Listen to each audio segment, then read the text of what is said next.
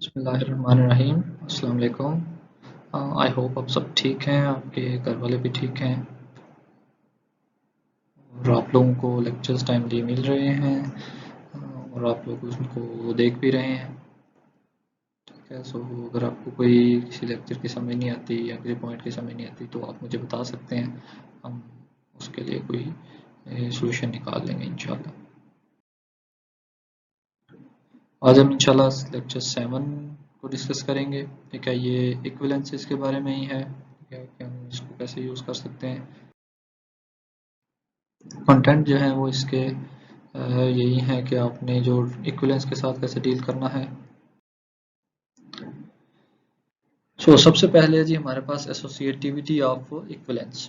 तो हमें ये चीज़ जो है यहाँ पर क्लियर करनी है कि जो इक्विवेलेंस है वो आपस में एसोसिएटिव है या नहीं। ठीक है, तो एसोसिएटिविटी जो है या एसोसिएटिव प्रॉपर्टी जो है वो इस पे आप इम्प्लीमेंट कर सकते हैं। तो एसोसिएटिविटी कैसे हम इम्प्लीमेंट करते हैं कि पहले आप जो तीन आपके पास सपोज अगर मिनिमम तीन एलिमेंट्स आपके पास मौजूद हैं, तीन प्रपोजिशन मौजूद हैं और उनमें इक्विवेलेंस का आपके पास रिलेशन है, तो आप पहले कोई सी दो जो एक प्रपोजिशंस हैं उनको इक्विवेलेंस के थ्रू सॉल्व कर सकते हैं।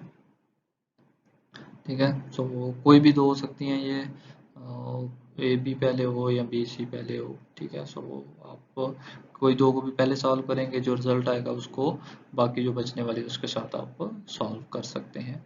ठीक है, सो यहाँ पर हमारे पास ए बी एंड सी का कम्बिनेशन है। इसके सारे हमारे पास जो वैल्यूज़ हैं वो मौजूद हैं, सारे कम्बिनेशन हमने यहाँ पर रखे हुए हैं। तो इसके मुताबिक अगर सपोज हम कहते हैं कि हमने A equivalent to B equivalent to C जो है इसको कैलकुलेट करना है। Equivalence works just like biimplication. तो ये आपको आइडिया होना चाहिए कि बाय इम्प्लीकेशन जो है वो जैसे वर्क करती है वैसे ही ये वर्क करेगा।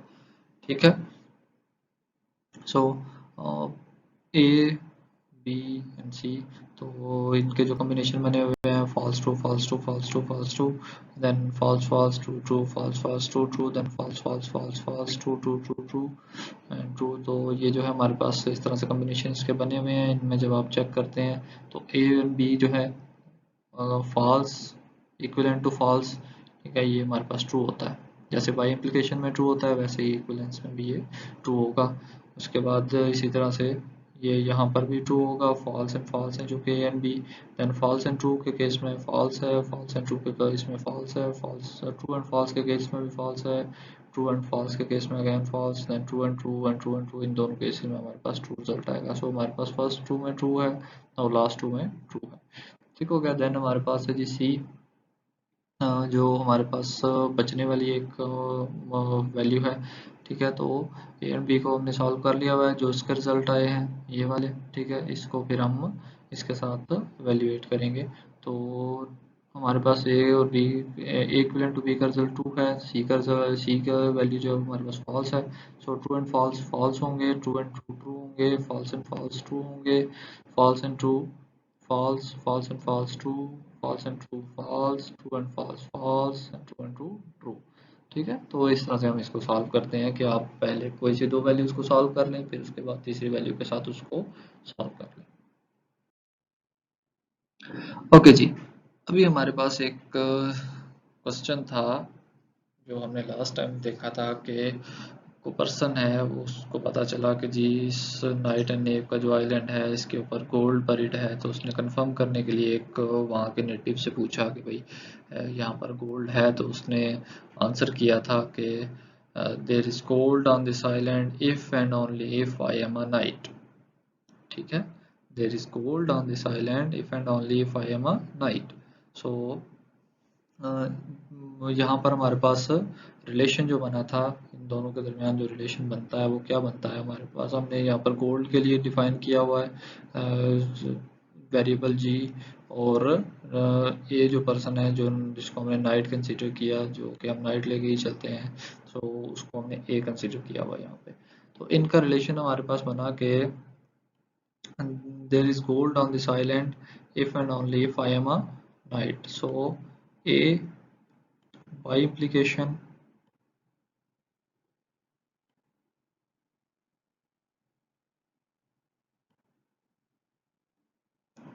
जी। ठीक हो गया। अब इनमें ये बाई इम्प्लीकेशन का रिलेशन है, ठीक है। जब भी हमारे पास हमने एक जो स्टेटमेंट देखी थी x by implication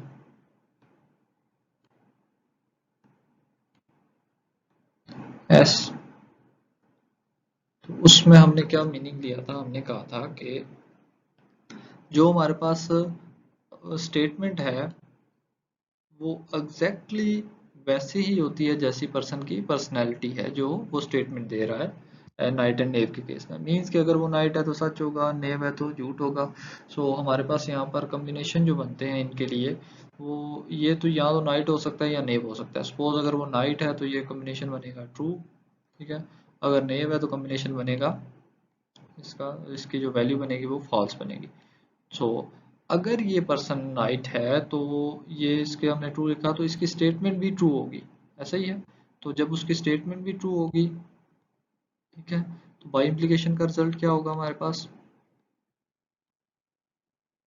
bye implication का रिजल्ट जब दोनों ट्रू होते हैं तो हमारे पास रिजल्ट ट्रू आता है। अब अगर ये पर्सन फॉल्स है, ठीक है, तो इसकी स्टेटमेंट भी झूठी होगी। हमें पता है कि नेव हमेशा झूठ बोलते हैं, तो नेव है अगर वो, तो उसकी स्टेटमेंट भी फॉल्स होगी। तो चूंकि इनके दरमियान रिलेशन जो है बाय इम्प्लीकेशन का होता है, ठीक है। तो बाय इम्प्लीकेशन जो है वो क्या बताती है कि अगर हमारे पास दोनों फॉल्स हों रिजल्ट, तो उस केस में हमारे पास दोनों फॉल्स हों प्रोपोजिशंस और उनके दरमियान बाय इम्प्लीकेशन हो तो रिजल्ट हमारे पास क्या आता है, ट्रू। सो दोनों केसेस में हमारे पास रिजल्ट जो आने वाला है वो है ट्रू। तो हमने एक चीज पढ़ी थी पहले कुछ लेक्चर में कि अगर हमारे पास बाय इम्प्लीकेशन टोटोलॉजी में रिजल्ट करे, अगर हमारे पास बाय इम्प्लीकेशन टोटोलॉजी में रिजल्ट करे तो हम उसको इक्विवेलेंट कहते हैं, ठीक है, उसको इक्विवेलेंट में चेंज कर सकते हैं। ठीक हो गया। सो यहाँ पर जो है हमने जो यूज करना है रूल वो यही है कि हम इसको इक्विवेलेंट में चेंज कर दें। जैसे हमारे पास यहाँ पर से स्टेटमेंट बनती है कि there is gold on this island if and only if I am a knight. ये जो इतनी अंडरलाइंड स्टेटमेंट है, ये स्टेटमेंट जो उस पर्सन ने दी थी, ये वो स्टेटमेंट को हमने यहाँ पर रिप्रेजेंट किया कि there is gold on this island if and only if I am a knight. ठीक है, जो स्टेटमेंट हमने यहाँ पर लिखी थी। ठीक हो गया, ये स्टेटमेंट हम यहाँ पर शो कर रहे हैं। अब ये स्टेटमेंट दी किसने थी, ठीक है, ये स्टेटमेंट उसी पर्सन ए ने दी हुई थी। ठीक हो गया। सो यहाँ पर हमारे पास जो रिलेशन बन रहा था एक्स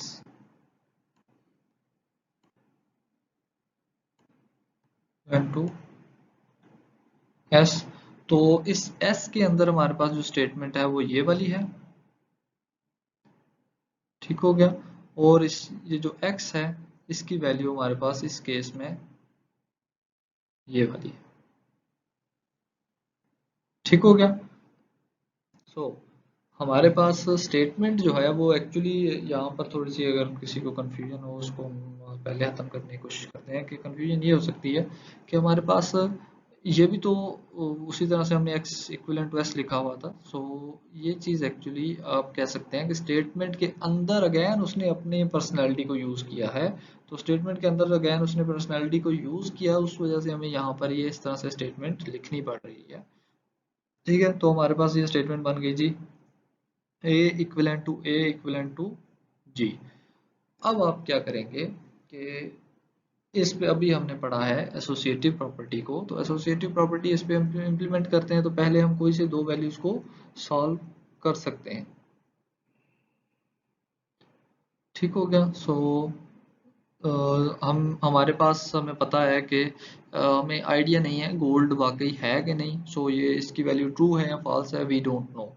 ठीक है, पर्सन नाइट है या नेव है वी डोंट नो, हमें उस चीज़ का आइडिया नहीं है। ठीक है, तो हम तो वेरिएबल लेके चल रहे हैं उसका। अगर वो नेव हुआ तो जाहिर सी बात है इसके अंदर फॉल्स आ जाएगी, अगर वो नाइट है तो उसके अंदर हमारे पास ट्रू वैल्यू आएगी। सो इसकी एक्चुअल वैल्यू क्या है ये हमें आइडिया नहीं है, ठीक है। सो इसको हम डायरेक्टली जो पार्ट है हमारे पास ए इक्विवेलेंट टू जी, इसको हम डायरेक्टली सॉल्व नहीं कर सकते, ये जो पार्ट है ये डायरेक्टली सॉल्व नहीं हो सकता। तो हम इसको एसोसिएटिव प्रॉपर्टी को यूज करते हुए दूसरे दो को इनक्लोज करते हैं। दूसरे दो को कैसे इनक्लोज किया हमने कि G A equivalent to G. So A equivalent to A जो है इसके हमने कहा कि इसको पहले सॉल्व कर लेते हैं। अब इसको पहले सॉल्व करते हैं। सॉल्व पहले करने से क्या होगा जी के हमारे पास ए के अंदर जो वैल्यू आएगी वो तो दोनों के अंदर सेम रहने वाली है, ठीक है। अगर ट्रू आई तो दोनों के अंदर ट्रू होगी, फॉल्स होगी तो दोनों के अंदर फॉल्स होगी। तो इसका रिजल्ट हमेशा ट्रू ही होने वाला है, ठीक है। हमेशा इसका रिजल्ट ट्रू होने वाला है, तो हमें यहाँ पर ए इक्विवेलेंट ए को रिमूव करके इसकी जगह पे हम ट्रू लिख सकते हैं, ठीक हो गया। अब ट्रू इक्विवेलेंट टू जी, जब आपके पास बाय इम्प्लीकेशन में ट्रू हो, ठीक हो गया, तो आप उस ट्रू के अगेंस्ट जो दूसरी वैल्यू है उसको चेक करते हैं। अगर वो ट्रू है तो रिजल्ट ट्रू हो जाता है, अगर वो फॉल्स है तो आप फॉल्स लिख देते हैं। मीन्स के ये जो ट्रू है एक एक ट्रू वो मैटर नहीं करता, उसके साथ जो दूसरी वैल्यू होगी वो मैटर करेगी कि वो ट्रू है या फॉल्स है। अगर वो ट्रू है तो ट्रू हो गई, अगर वो फॉल्स है तो वो फॉल्स हो जाएगी। सो एक जो ट्रू है वो हम बाय इम्प्लीकेशन से एलिमिनेट कर सकते हैं। एलिमिनेट करने का मतलब ये है कि आप उसको यहाँ से हटा दें और जो एंड रिजल्ट है वो चूंकि इसी पे डिपेंडेंट है, इस जी पे डिपेंडेंट है या दूसरा जो वेरिएबल है उस पे डिपेंडेंट होता है, तो आप दूसरे वेरिएबल को ही लिख दें, उसके अंदर जो भी वैल्यू आएगी वही आपका रिजल्ट होगा। सो आपका यहाँ पर रिजल्ट जी हो गया। अब हमने क्या सपोज किया था स्टार्ट में कि there is gold on this island, ठीक है, जो उसकी स्टेटमेंट के अंदर मौजूद था कि उसने कहा जी कि there is gold on this island if and only if I am a knight. तो उस हिसाब से यहाँ पर जब हमने सॉल्व किया तो हमारे पास एंड रिजल्ट क्या आया जी। तो जी से हमने क्या फिर अगर करना है यहाँ पर कि there is gold on this island, ठीक है। अब यहाँ पर अगर मैं आपसे क्वेश्चन करूं कि आप मुझे बता दें कि जो ए था वो नाइट था या नेव था, उसके बारे में आप क्या आंसर कर सकते हैं, ये आप मुझे जो है ना बताइएगा। जब भी कोई हमारे पास लेक्चर वगैरह होता है तो उसके बारे में हम डिस्कस करेंगे। मेरी तरफ से ये क्वेश्चन है, आप इसका आंसर जरूर करिएगा। ओके जी, प्रॉपर्टीज ऑफ इक्विवेलेंस हम देख लेते हैं मजीद।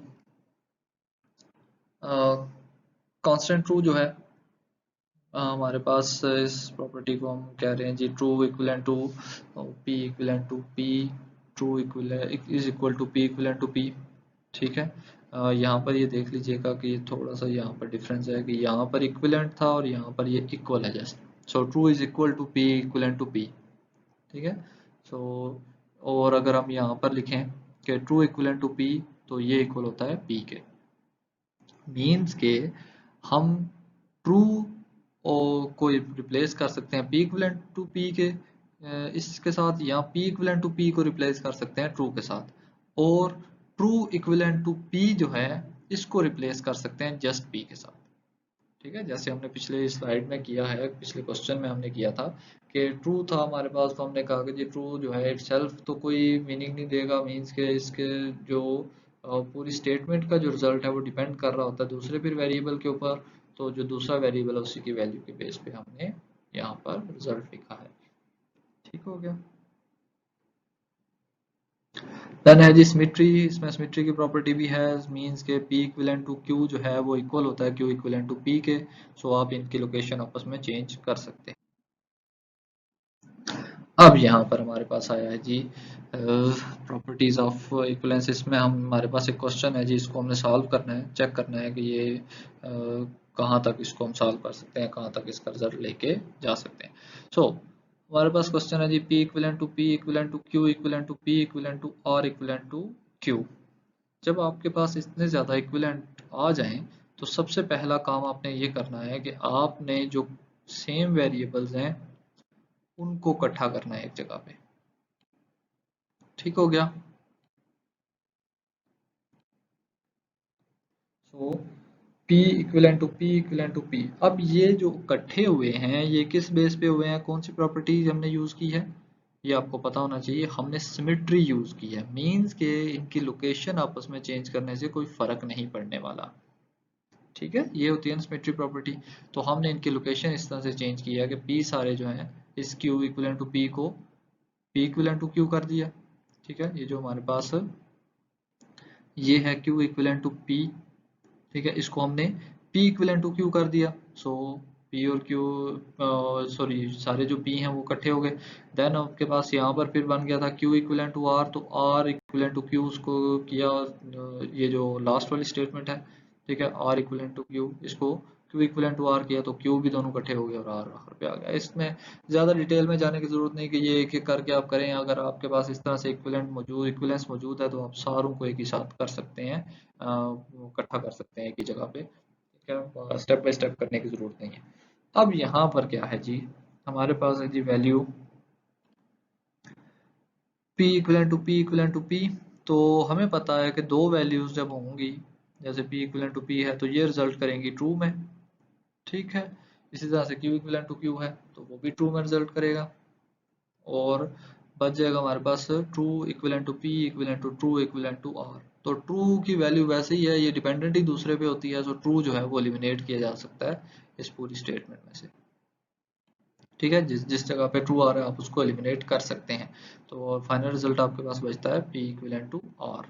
ठीक है, अब अगर हमारे पास P होते 4, मीन्स के P हमारे पास 4 होते हैं, तो इसका मतलब क्या होता है कि ये जो एक बचने वाला P है ये भी किसी P के साथ मिलके ट्रू हो जाता। ठीक है, तो ट्रू इक्विवेलेंट टू ट्रू वैसे ही ट्रू है तो ये ट्रू भी एलिमिनेट हो जाता।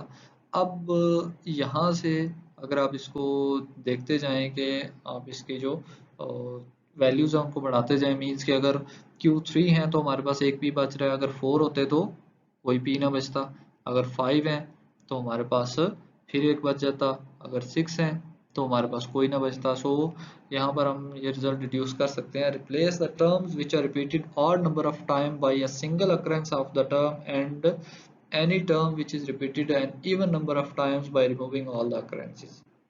तो जो ऑड नंबर ऑफ अकरेंसेस है उसको सिंगल जो वैल्यू है उसके साथ रिप्लेस कर सकते हैं, और जो इवन नंबर ऑफ अकरेंसेस हैं उनको डायरेक्टली आप रिमूव कर सकते हैं, क्योंकि वो सारे के सारे जो है वो ट्रू होने वाले हैं, तो ट्रू को हम एलिमिनेट कर सकते हैं। ओके जी, हमारे पास एक क्वेश्चन है जी। एक पर्सन है ए, ठीक है, वो नाइट है, और वो कहता है जी कि आई एम अ नाइट। एक पर्सन है ए, उसी नाइट है नेव आइलैंड पे, और वो कहता है जी कि आई एम अ नाइट। ठीक है, एक पर्सन है वहां पर कोई भी, ठीक है, वो कह रहा है मैं नाइट हूँ। तो आप उसके बारे में क्या डिड्यूस कर सकते हैं? स्टेटमेंट उसकी यही बनती है ए इक्विवेलेंट टू ए। ठीक हो गया। तो ए इक्विवेलेंट टू ए किस में रिजल्ट करती है? ट्रू में। कोई मीनिंगफुल कंक्लूजन नहीं है हमारे पास। मीनिंगफुल कंक्लूजन तब आता है जब लास्ट पे कोई वेरिएबल बचे। तो जब कोई वेरिएबल बचे ही नहीं तो हम उससे मीनिंगफुल कंक्लूजन क्या निकालेंगे? ठीक हो गया। सो ए इक्विवेलेंट टू ए जो है ये कोई भी हमें रिजल्ट नहीं देता। अब इसको हम ना ज़रा दूसरी तरह से देखते हैं कि मैं सपोज अगर तो मैं नाइट हूँ, ठीक है, सपोज मैं अपने आप को ही कंसीडर करता हूँ, मैं कहता हूँ मैं नाइट हूँ, तो मैं सच बोलूँगा और मैं किसी को बता दूंगा आई एम अ नाइट। ठीक है, अगर मैं नेव हूँ तो क्या मैं ये कहूँगा कि मैं नेव हूँ? क्योंकि अगर मैं ये कहता हूँ कि मैं नेव हूँ तो मैं तो फिर सच्चा हो गया, और नेव तो कभी सच ही नहीं बोलते। तो नेव की स्टेटमेंट क्या होगी? मैं नाइट हूँ। नाइट की स्टेटमेंट क्या बनती है? कि मैं नाइट हूँ। और नेव की भी स्टेटमेंट यही बनती है कि मैं नाइट हूँ। ठीक हो गया। सो आपको अगर कोई पर्सन वहां पर ये डायरेक्टली कह देता है ना कि आई एम अ नाइट, तो वहां से आप उसको डिड्यूस नहीं कर सकते कि भाई वो नाइट है या नेव है। ठीक है, क्योंकि नेव ने भी यही कहना है कि मैं नाइट हूँ, क्योंकि नेव की क्या प्रॉपर्टी है, क्या पर्सनैलिटी है, उसने झूठ बोलना है, तो झूठ क्या होगा कि वो नाइट है। अगर तो वो कह दे कि मैं नेव हूं तो फिर तो वो सच बोल गया, और सच बोलना उसकी पर्सनैलिटी में ही नहीं है।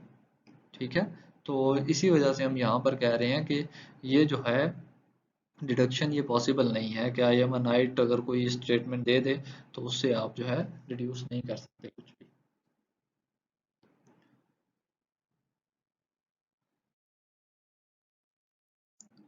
ओके जी, नाइट एंड ए प्रॉब्लम है। हमारे पास दो पर्सन हैं, ए एंड बी, वहाँ पर खड़े हैं। ठीक है, वो दोनों उस आइलैंड के ही नेटिव हैं।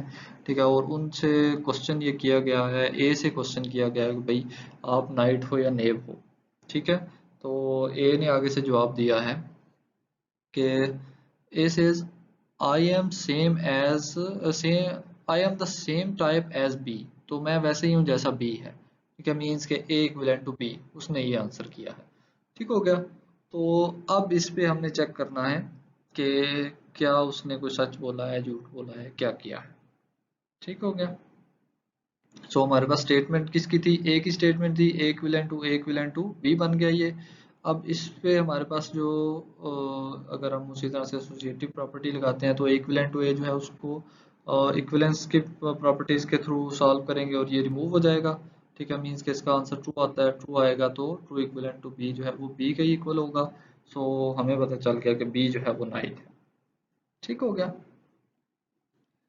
अब यहाँ पर आप बताएं कि ए जो है वो क्या होगा,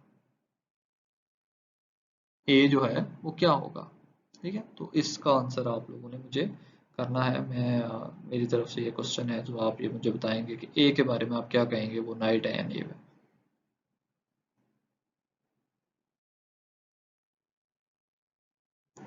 okay, logical problem of the day हम अभी जिसका डिस्कस करते हैं। Tourists come to a fork in the road where one branch leads to a restaurant and one does not. A native of the island is standing at the fork. Formulate a single yes/no question that the tourist can ask, such that the answer will be yes if the left fork leads to the restaurant and otherwise the answer will be no. Okay, आप एक दोराहे पे आ गए हैं। ठीक है, कि आप एक ऐसी रोड पे जहाँ से आगे से दो रोड्स निकलती हैं। ठीक है, अब वो जो दो रोड्स हैं उन पे एक मतलब वो जो जगह है वहाँ पर एक नेटिव खड़ा है। एक रोड जो है वो रेस्टोरेंट की तरफ जाती है और दूसरी जो है वो नहीं जाती रेस्टोरेंट की तरफ। ठीक है, तो वहाँ पर जो नेटिव खड़ा है उसको पता है कि भाई कौन सी रोड जो है वो रेस्टोरेंट की तरफ जाती है। तो आपको ये नहीं पता कि वो पर्सन नाइट है या नहीं है। ठीक है, सो आपने एक ऐसा क्वेश्चन बनाना है, जैसे वो ट्रिकी से आंसर करते हैं वैसे आपने एक ट्रिकी सा क्वेश्चन बनाना है जो सिर्फ जिसका आंसर वो यस और नो में करे। और अगर वो यस आंसर करे तो आपको पता चल जाए कि भाई लेफ्ट फोर्क लीड कर रहा है रेस्टोरेंट की तरफ, और अगर वो नो आंसर करे तो आपको पता चल जाए कि लेफ्ट फोर्क लीड नहीं करता। ठीक है, तो आपने क्वेश्चन ही ऐसा डिजाइन करना है कि जिसमें से अगर वो सच बोले या झूठ बोले आपको इन्फॉर्मेशन जो है वो प्रॉपर मिल जाए। ठीक है, इस प्रॉब्लम का सलूशन इंशाल्लाह हम नेक्स्ट क्लास में भी करेंगे। सो आप लोग भी ट्राई करिएगा, बाकी हम इंशाल्लाह इसको नेक्स्ट क्लास में डिस्कस कर लेंगे। जी, हम बुक फॉलो कर रहे हैं। थैंक यू सो मच, अपना बहुत सारा ख्याल रखिएगा। अल्लाह आप सबकी हिफाजत करे, अल्लाह आप सबके घर वालों की हिफाजत करे।